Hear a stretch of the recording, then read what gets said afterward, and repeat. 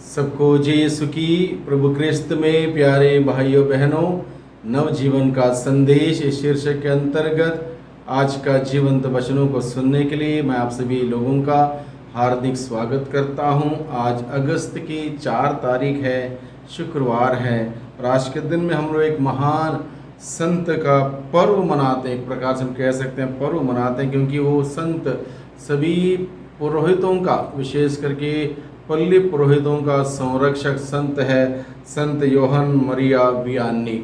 संत योहन मरिया Vianney की बहुत ही एक रोचक जीवनी है, बहुत ही एक दिलचस्पी भरी जीवनी है।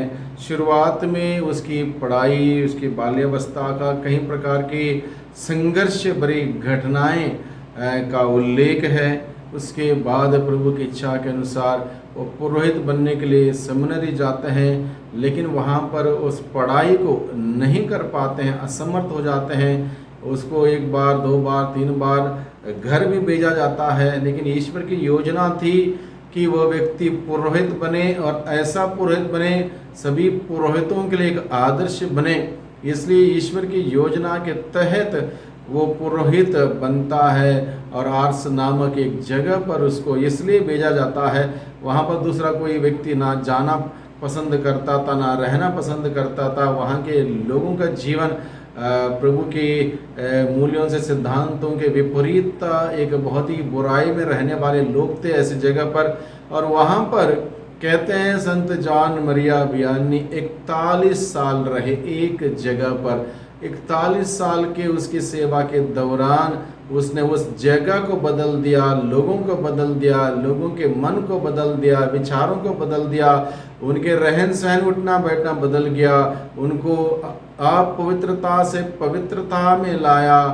और संत जॉन मेरी वियानी कहीं बार 15-15, 16 घंटे तक पाप स्वीकार संस्कार प्रदान करने में लगे रहते थे। प्रार्थना में वो लगे रहते थे। प्रार्थना में जीवन उनका इतना असरदार था, लोगों के जीवन को उन्होंने छू लिया, लोगों के दिलों को छू लिया।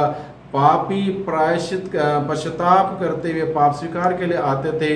और इस प्रकार से 41 साल की एक जगह पर रह के सेवा करने से लोगों की भीड़ वहाँ पर एकत्रित होने लगी। इस प्रकार से यह संत एक महान संतों में गिना जाता है। इसलिए संत को सभी पुरोहितों का आदर्श और संरक्षक संत के रूप में चुना गया। और इस संत की खासियत यही है, सरल जीवन, ऊंचे विचार और उसकी पवित्रता का जीवन सबको बहुत ही प्रभावित किया। और आज भी उसकी मध्यस्थ पर सभी पुरोहित मध्यस्थ मांगते हैं, उसके समान लोगों के लिए, लोगों के आत्मा को बचाने के लिए और इस प्रकार की सेवा करने की एक भावना हम सभी आज के दिन में इस महान संत के द्वारा मांगे। आज के सुसमाचार में हम देखते हैं प्रभु यीशु मसीह अपने गृह नगरी नाजरत गए, जहाँ वे लोगों को उनके सभागृह में शिक्षा देते थे। और लोग अचंभे में पढ़कर कहते थे, इसे यह ज्ञान और यह सामर्थ्य कहाँ से मिला। लोग इस बात को पचा नहीं पाए, समझ नहीं पाए। लोगों ने सोचा, इसे यह ज्ञान, यह सामर्थ्य इसको यहाँ कहाँ से मिला। क्या यह बड़ाई का बेटा नहीं है? क्या मरियम इसकी माँ नहीं है? क्या याकूब, यूसुफ और सिमोन और यूदस इसके भाई नहीं हैं? लोग इस प्रकार से देखने लगे प्रभु को ईश्वर के रूप में नहीं, बल्कि एक मामूली मनुष्य के रूप में देखने लगे। क्या इसके सब बहनें हमारे बीच में नहीं रहती?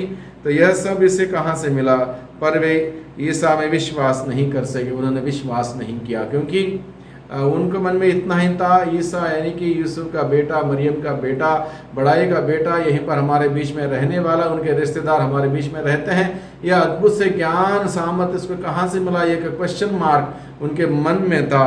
और ईसा ने उनसे कहा, इसलिए प्रभु यीशु ने उनसे कहा, अपने नगर, अपने घर में नबी का आदर नहीं होता। लोगों के अविश्वास के कारण उन्होंने वहाँ बहुत कम चमत्कार दिखाए। लोगों को विश्वास नहीं था। जहाँ विश्वास नहीं है वहाँ पर चिन्ह चमत्कार नहीं हो पाते हैं। विश्वास जहाँ है वहाँ पर चिन्ह चमत्कार होते हैं। लोगों के विश्वास के अभाव के कारण प्रभु ने वहाँ पर कोई चिन्ह चमत्कार नहीं दिखाया। इस प्रकार से भाइयों बहनों, हम आज के दिन में, आज के वचनों में सीखते हैं कि जो नबी जैसा कार्य करता है उसको अनेक प्रकार का विरोध का सामना करना पड़ता है। जैसे आज के संत जॉन मैरी वियानी के जीवन में भी यही हुआ, एक प्रकार का तिरस्कार, एक प्रकार का विरोध, और इस प्रकार से उसके साथ ऐसा व्यवहार उनके साथ हुआ।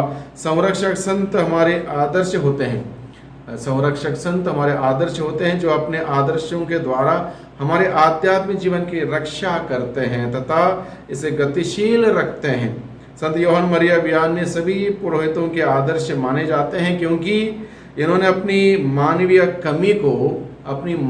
कमी को ईश्वरीय ताकत से दूर की और निराशजनक परिस्थिति में अपने प्रार्थनामय जीवन द्वारा आशावान बने रहे।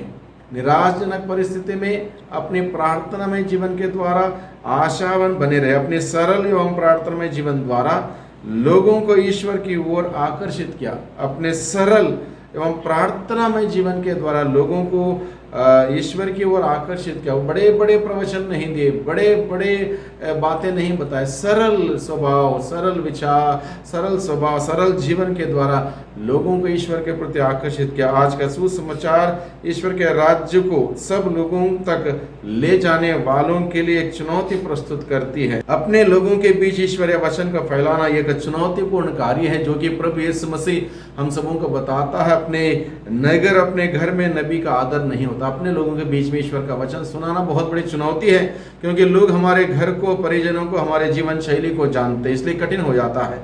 जब हम किसी को पसंद करते हैं और उनकी बातें भी हमें अच्छी लगती हैं, अगर हम नबी की भांति कार्य करेंगे तो निश्चय ही हमें विरोध और तिरस्कार का सामना करना पड़ेगा। सुसमाचार इसी बात की पूर्व चेतावनी है।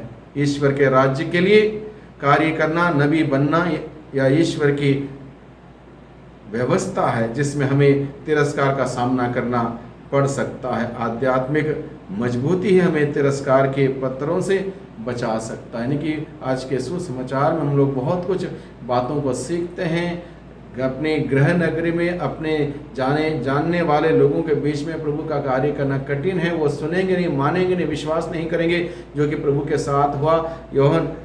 संत यूहन्ना मरिया वियानी के साथ भी यही हुआ। एक प्रकार से सोचा कि किसी काम का नहीं, एक दूर दराज की एक जगह पर भेजा, लेकिन उसने प्रभु की कृपा से, अपने सरल जीवन से, प्रार्थनामय जीवन के उदाहरण से बहुत बड़ा अद्भुत कार्य किया। आज के दिन में संत जॉन मैरी वियानी के मध्यस्थ मांगे, प्रार्थना करें, हमें भी वही भूख और प्यास मिले प्रार्थना करने का, पवित्रता का जीवन जीने का, सरल जीवन जीने का, और इस प्रकार से प्रभु की सच्ची गवाही बनने का। वही प्रभु हमारी मदद करें, हमारी सहायता करें। दुआ करते हैं, उद्धार करता है यीशु मसीह के नाम से, आमीन।